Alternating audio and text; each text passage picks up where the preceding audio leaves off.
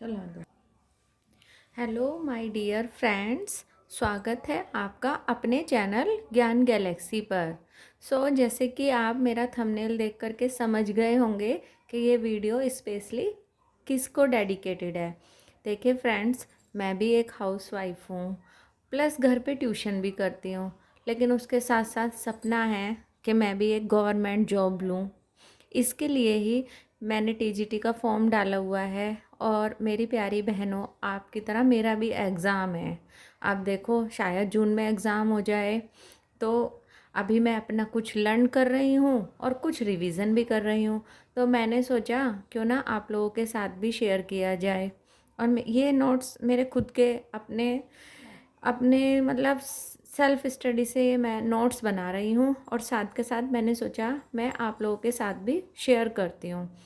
मुझे ऐसा लगता है अगर अच्छी ऑथेंटिक बुक से पढ़ाई की जाए तो शायद अपना सिलेक्शन हो जाए। जब अपन ईमानदारी से मेहनत करेंगे तो फल भी मिलेगा।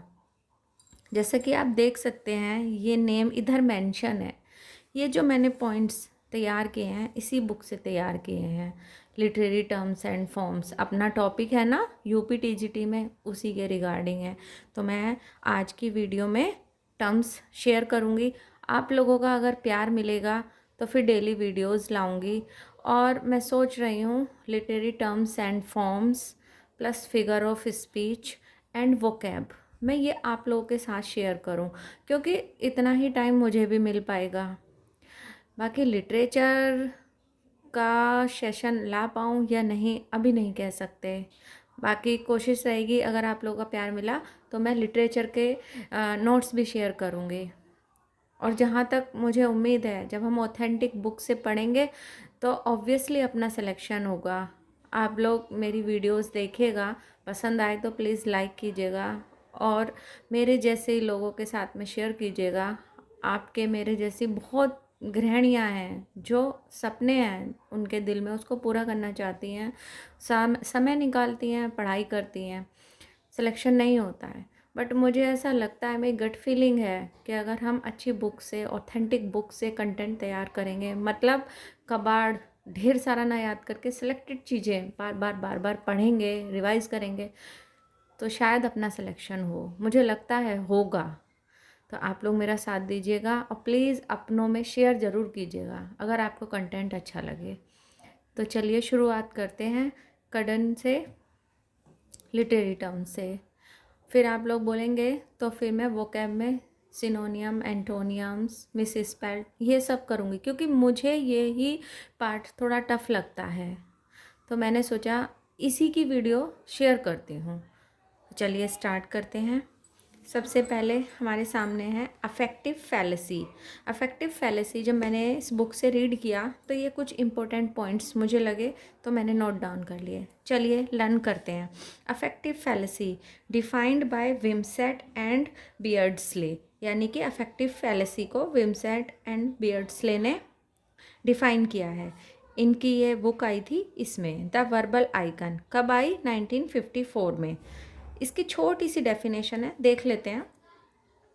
अ confusion between the poem and its result, यानी कि पोएम और उसको पढ़ के जो रीडर है उस पर जो इम्पैक्ट पड़ता है, मतलब पोएम में तो कुछ और कहना चाहता है लेकिन रीडर पर उसका इम्पैक्ट डिफरेंट पड़ता है। तो ये जो अंतर होता है दोनों में, इसको ही अफेक्टिव फैलेसी बोलते हैं। Okay, defined by Wimsatt and Beardsley. Book है the verbal icon, 1954। A confusion between the poem and its results, यानी कि व्हाट इट इज़, वह क्या है, एंड व्हाट इट डज, और वो क्या कर रही है, मतलब क्या वो इम्पैक्ट डाल रही है। ये जो दोनों के बीच का जो डिफरेंस है, ये चीज़। It is said to be a critical error of evaluating a work of art in terms of its results in the mind of the audience। ठीक है, मतलब वर्क, किसी भी वर्क का उसकी ऑडियंस पे क्या प्रभाव पड़ता है, डिफरेंट प्रभाव पड़ता है, उसको बोलते हैं अफेक्टिव फैलेसी। किसने डिफाइन किया इस टर्म को, मेरे को लगता है ये ज़्यादा इम्पोर्टेंट रहेगा, तो आप ये नहीं भूलेंगे, विमसेट एंड बियर्ड्सली।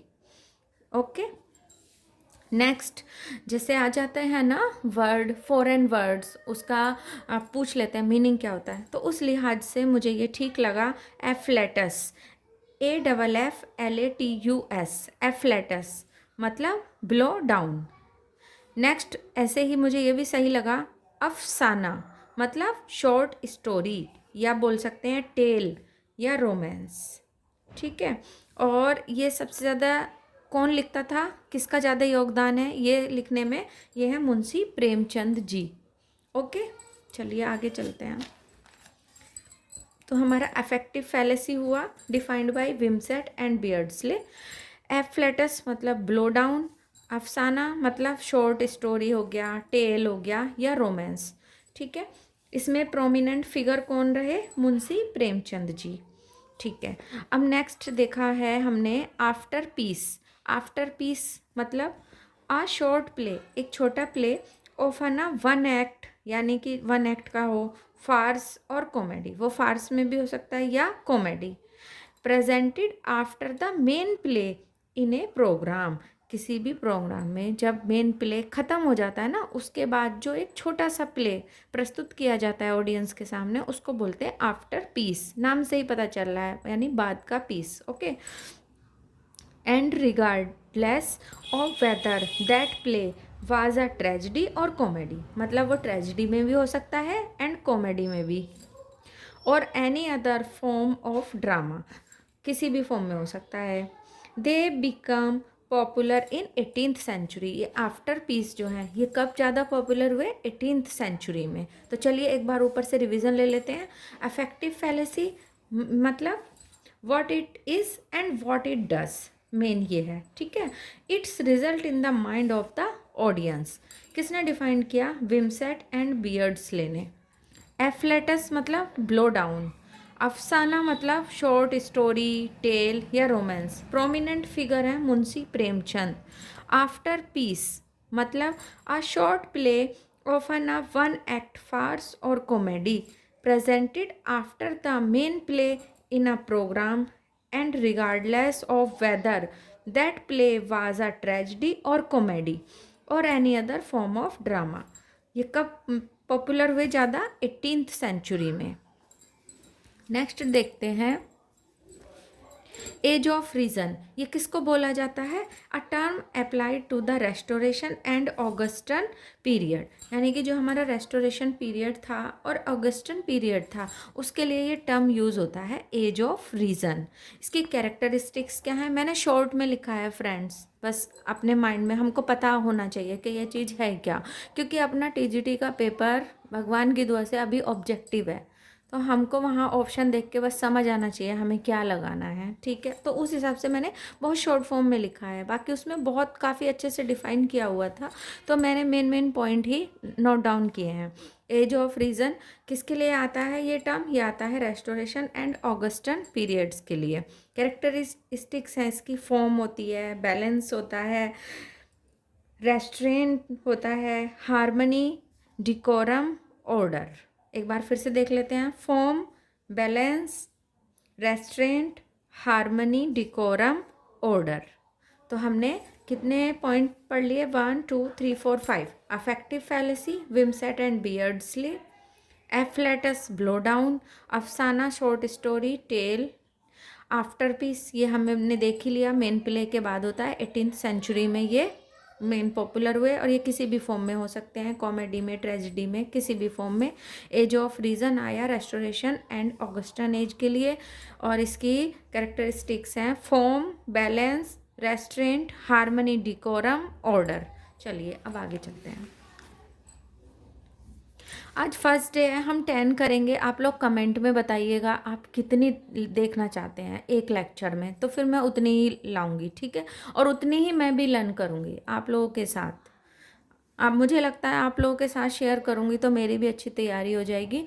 और मेरी प्यारी बहनें प्लीज़ मुझे कमेंट करके बताइएगा कि वीडियो किस समय अपलोड करूं, जिस समय आप लोग तुरंत वॉच कर पाएँ।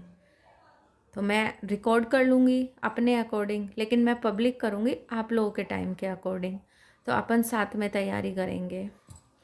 तो 5 हो गए। अब नेक्स्ट टर्म है एगोन, एगोन का मतलब होता है कॉन्टेस्ट, एगोन का मतलब होता है कॉन्टेस्ट, एगोन मतलब कॉन्टेस्ट। एयर, एयर का मतलब क्या होता है? अ सॉन्ग, जी होगा ये, अ सॉन्ग या कोई ट्यून या मेलोडी, ठीक है। ये चीज़ हमें कहाँ देखने को मिली थी, ये मैंने नोट डाउन कर लिया है, कभी एग्जाम में लाइन आ जाए और पूछ लिया जाए किस पे लेके है तो हमें शायद हमें पता हो, है ना। एयर का एग्जाम्पल हमको मिला था टेम्पेस्ट में। कैलिबन जब बोलता है be not afraid, this isle is full of noises, sounds and sweet airs that give delight and hurt not. ये लाइन्स हैं टेम्पेस्ट से, जो शेक्सपियर का प्ले है उससे। और किसने बोली है लाइन? ये लाइन बोली है कैलिबन ने। एक बार फिर से देखते हैं। Caliban says be not afraid, this isle is full of noises, sounds and sweet airs that give delight and hurt not. तो एयर हमारा हुआ, एयर आए या नहीं आए ये मैंने मेन इसलिए लिखा क्योंकि ये लाइन मिल गई। कभी कभी लाइन पूछ लीजिए, कभी कभी क्या पूछी ही जाती है, हर बार पूछी जाती है टीजीटी में, तो क्या मालूम अपना लक साथ दे जाए और ये लाइन आ जाए, ये कोटेशन आ जाए, पूछ लिया जाए किसने लिखी है, या फिर शेक्सपियर के ही 4 प्लेस के नेम हो और हमसे पूछ लिया जाए किस प्ले से हैं ये लाइन। इसलिए मैंने ये पॉइंट लिया एयर। ओके, तो एयर का मतलब हमको पता चल गया, कोई सॉन्ग हो सकता है, कोई ट्यून हो सकती है, मेलोडी हो सकती है। टेम्पेस्ट में कैलिबन ने ये लाइन बोली। एक बार फिर देख लेते हैं। Be not afraid, this isle is full of noises, sounds and sweet airs that give delight and hurt not. Okay, तो 5 उधर थे और 2 इधर हो गए। एगोन, एगोन का मतलब कॉन्टेस्ट। 7, 8, 9, 10 यहाँ तक कर लेंगे। एल्बम, एल्बम का मतलब क्या है? वाइट। ये वर्ड सभी मैंने इसी बुक से लिए हैं जिसको आपको मैंने नाम इधर दिखाया है। ओके, एल्बम मतलब वाइट। नेक्स्ट वर्ड है एलकैसियस, एलकैसियस। अब आप अपने हिसाब से इसको प्रोनाउंस कर लेना कैसे आप बोलेंगे। स्पेलिंग है ALCAICUS, एल्काइसस। एल्काइसस क्या होता है?